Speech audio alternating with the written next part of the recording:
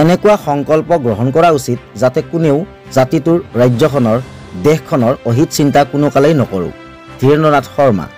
নলবাৰীৰ বনগাঁও উচ্চতৰ মাধ্যমিক বিদ্যালয়ত 1973-1979 বৰ্ষৰ শিক্ষাৰ্থীৰ সতীৰ্থ সন্মিলন।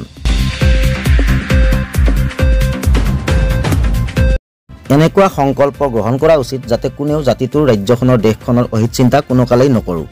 এই মন্তব্য কৃতি শিক্ষকৰ ৰাজ্যিক বঁটাপ্ৰাপ্ত অৱসৰপ্ৰাপ্ত শিক্ষক ধীৰেন্দ্ৰনাথ শৰ্মাৰ।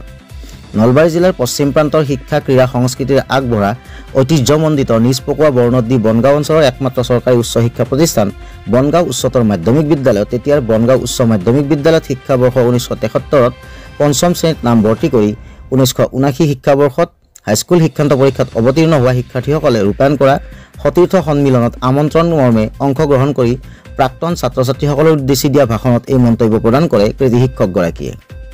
পুৱা 10 বজাত বিদ্যালয়খনৰ বৰ্তমানৰ অধ্যক্ষ চিত্ৰঞ্জন শৰ্মাৰ দ্বাৰা পতাকা উত্তোলনেৰে অনুষ্ঠিত হোৱা উক্ত সন্মিলনৰ দ্বিতীয় কাৰ্যসূচী অনুসৰি সতীৰ্থসকলে অৱসৰপ্ৰাপ্ত অধ্যক্ষ দিবাকৰ ডেকাৰ দ্বাৰা চৌহদত এটি গছপুলি ৰোপণ কৰোৱায়। 10:30 প্ৰয়াত শিক্ষাগুৰু কৰ্মচাৰী আৰু সতীৰ্থৰ সজল স্মৃতিত অৱসৰপ্ৰাপ্ত অধ্যক্ষ নাওকন ডেকা আৰু প্ৰাক্তন ছাত্ৰ নবী হুছেইনে এগছিকৈ বন্তি জ্বলাই শ্ৰদ্ধাঞ্জলি নিবেদন কৰে। লগে লগেই পুষ্পাঞ্জলি প্ৰদান কৰা হয়।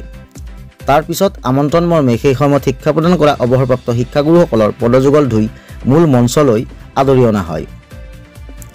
প্ৰাক্তন দুই ছাত্ৰক্ৰমে জ্যেষ্ঠ সংবাদসেৱী বিপুল কুমাৰ শৰ্মা আৰু অৱসৰপ্ৰাপ্ত শিক্ষক পংকজ লোচন শৰ্মাই আদৰা সভাত নবী হুছেইনে পৰিৱেশন কৰা এটি গীতেৰে অনুষ্ঠানৰ শুভাৰম্ভ কৰোৱা হয়।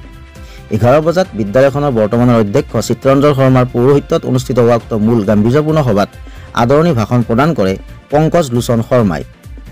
তাৰ পিছত শিক্ষাগুৰুসকলক এখনি ফুলাম গামোচা, এখনি মানপত্ৰ আৰু পিতলৰ জাপিৰে সম্বৰ্ধনা জনোৱাৰ অন্তত একাধিক্ৰমে প্ৰত্যেকগৰাকী শিক্ষাগুৰুৱে ভাষণ প্ৰদান কৰে।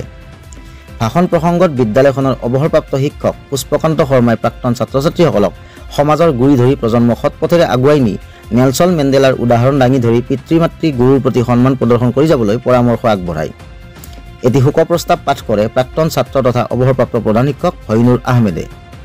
উল্লেখ্য যে সেই সময়ছোৱাৰ অন্যান্য উপস্থিত থকা নাওকন ডেকা, প্ৰমোদ তালুকদাৰ, বীৰেন্দ্ৰ কুমাৰ ডেকা, চানাকন তালুকদাৰ, শচীন্দ্ৰ শৰ্মা, আদাৰ আলী প্ৰমুখ্যে শিক্ষাগুৰুসকলে বক্তব্য প্ৰদান কৰে।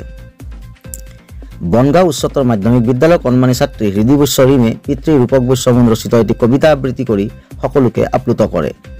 প্ৰচাৰ বিভাগৰ দায়িত্বত থকা শিক্ষক তথা প্ৰতিবেদক লাইভৰ সম্পাদক প্ৰধান ৰূপক বৈশ্যই শিক্ষাগুৰু আৰু জ্যেষ্ঠ সতীৰ্থসকললৈ প্ৰণাম জনাই নিজৰ মনৰ অনুভৱ ব্যক্ত কৰি পৰিশীলিতভাৱে ৰূপায়ণ কৰা এই অনুষ্ঠান প্ৰজন্মৰ বাবে বাৰ্তা হৈ ৰওক বুলি উল্লেখ কৰে।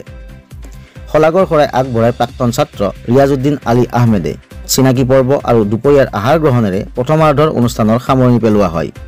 প্ৰায় শতাধিক প্ৰাক্তন শিক্ষাৰ্থীৰ উপস্থিতিৰে মহান লক্ষ্য আগত ৰাখি মত বিনিময়, গীতে মাতে শৈশৱ কৈশোৰ যৌৱনৰ দিনবোৰ ঘূৰাই অনাৰ চেষ্টাৰে প্ৰাক্তন ছাত্ৰ ছাত্ৰীৰ লগতে গুৰু শিষ্যৰ মহামিলনৰ এই অনুষ্ঠান ৰূপায়ণ কৰি দ্বিতীয়াৰ্ধত বিয়লিৰ ভাগত সতীৰ্থসকলে নষ্টালজিক শীৰ্ষক অন্য এক অনুষ্ঠান যোগে মত বিনিময় কৰি অনুষ্ঠান সামৰে।